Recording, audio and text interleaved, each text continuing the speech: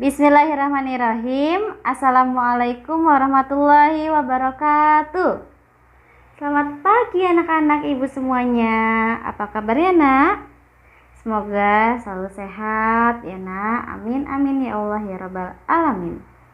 Hari ini kita akan belajar tematik 2H, subtema 3, pembelajaran 5. Nah, yuk dibuka buku tematiknya halaman 126. Di halaman 126 ada gambar Salman, Tigor, dan Jono yang sedang bermain layang-layang di lapangan. Wah, mereka bermain dengan rukun ya nak. Kerukunan ini dapat melahirkan kebersamaan. Apakah anak-anak ibu suka bermain bersama teman-teman? Yuk nanti saat Google Meet tanyakan ya, kira-kira teman-teman kalian itu sukanya bermain permainan apa? Oke. Sekarang kita lihat di halaman 127. Kegiatan 1, kita akan belajar memilih gambar yang menunjukkan kebersamaan. Yuk kita beri tanda centang pada gambar yang menunjukkan kebersamaan ya. Gambar yang pertama, sebelah kiri. Ini gambar yang ini. Apakah dia menunjukkan kebersamaan? Oke, jawabannya adalah ya. Gambar yang kedua, sebelah kanannya. Itu juga menunjukkan kebersamaan karena dimainkannya bersama-sama ya nak ya. Bermainnya bersama-sama. Kalau gambar yang ketiga, sebelah bawah. Ya, yang sebelah kiri bawah itu juga menunjukkan kebersamaan. Itu mereka sedang bermain permainan tradisional. Selanjutnya, yang terakhir, wah itu Salman sedang lari. Lari itu bukan merupakan kebersamaan karena si Salman larinya hanya sendirian. Kecuali Salman berlarinya bersama teman-teman, itu baru menunjukkan kebersamaan. Yuk sekarang kita lihat di halaman 128, kegiatan 2. Kita akan belajar membuat karya 2 dimensi dengan bahan alam dan buatan. Sebelumnya ibu akan memberitahukan kepada anak-anak bahwa gambar ini, membuat karya 2 dimensi dari bahan alam ini tidak perlu anak-anak buat ya nak, tapi kita pelajari saja cara membuatnya beserta dengan alat dan bahannya, karena biasanya ini akan keluar pada saat ulangan. Oke? Salman dan teman-temannya membuat karya 2 dimensi dari bahan alam dan buatan. Bekerja sama dengan teman dalam membuat prakarya adalah salah satu bentuk kerukunan di sekolah loh. Nah, cara membuatnya nanti akan kita bahas. Sekarang kita bahas alat dan bahannya terlebih dahulu. Alat dan bahannya yang perlu kita persiapkan, yang pertama adalah pola kapal laut. Itu ada di bagian terakhir buku 2H ya nak. Kemudian yang kedua adalah sedotan sebanyak 30 sampai dengan 40 buah. Yang ketiga adalah lidi sebanyak 2 sampai 3 tangkai. Yang keempat, gunting. Yang kelima, lem tembak atau lem uhu cair. Yang keenam, 1 lembar daun pisang yang sudah kering. Kemudian terakhir adalah benang kasur sepanjang 1 meter.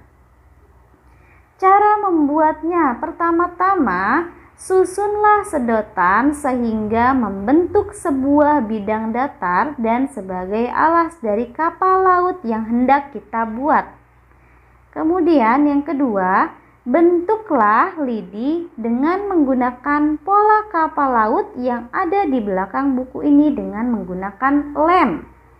Yang ketiga, guntinglah daun pisang sesuai dengan bagian-bagian kapal yang akan ditutupi dengan daun pisang. Yang keempat, bukalah kertas yang menempel pada kerangka dan rapihkanlah dengan menggunakan lem. Yang kelima, pasanglah daun pisang sesuai dengan tempat yang akan ditutupi daun pisang menggunakan lem. Yang keenam, tempelkan kapal laut di atas sedotan yang sudah tersusun dengan rapi. Berikanlah lem dan pastikan kapal lautnya tidak terjatuh ketika dipajang. Ikatlah dengan benang kasur pada ujung-ujung atas sedotan.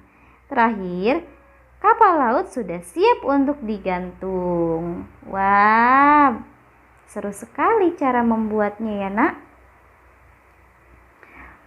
Oke, selanjutnya di kegiatan 1 halaman 130 kita akan belajar memberikan tanda senyum pada pernyataan yang menunjukkan kebersamaan dalam keragaman. Nomor 1, Salman selalu bermain tanpa membeda-bedakan suku bangsa. Apakah ini menunjukkan kebersamaan dalam keberagaman? Tentu iya, jadi senyum ya nak. Yang kedua, Jono hanya suka bermain dengan teman yang suka bermain sepak bola.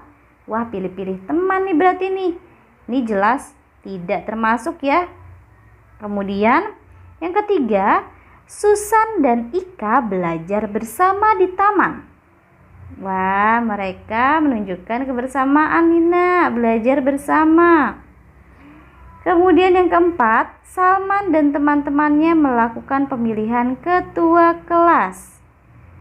Ya, ini menunjukkan kebersamaan. Yang terakhir, Felix bermain sepatu roda sendiri di taman. Bermainnya sendiri berarti dia tidak menunjukkan kebersamaan. Oke. Sekarang kita lanjutkan lagi. Ibu akan menjelaskan beberapa contoh kegiatan yang dapat dilakukan bersama ketika anak-anak sedang berada di sekolah. Apa saja kegiatannya, Bu? Yang pertama adalah sholat berjamaah. Siapa yang sering atau suka sholat berjamaah di sekolah? Tentu semuanya ya. Kemudian tadarus bersama. Kemudian belajar bersama. Kemudian bermain bersama teman. Tidak pilih-pilih teman berarti ya bermainnya ya. Yang kelima, makan bersama teman. Wah, asik sekali nih.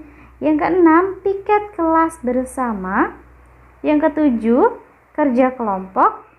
Yang kedelapan adalah gotong royong membersihkan lingkungan sekolah. Dan masih banyak lagi kegiatan yang dapat dilakukan secara bersama-sama ketika anak-anak sedang berada di sekolah.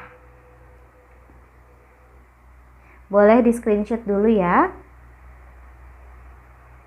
Oke, kita lanjutkan lagi. Contoh kerja bakti yang dapat kita lakukan di lingkungan sekolah. Apa saja? Yang pertama, anak-anak bisa melakukan piket kelas.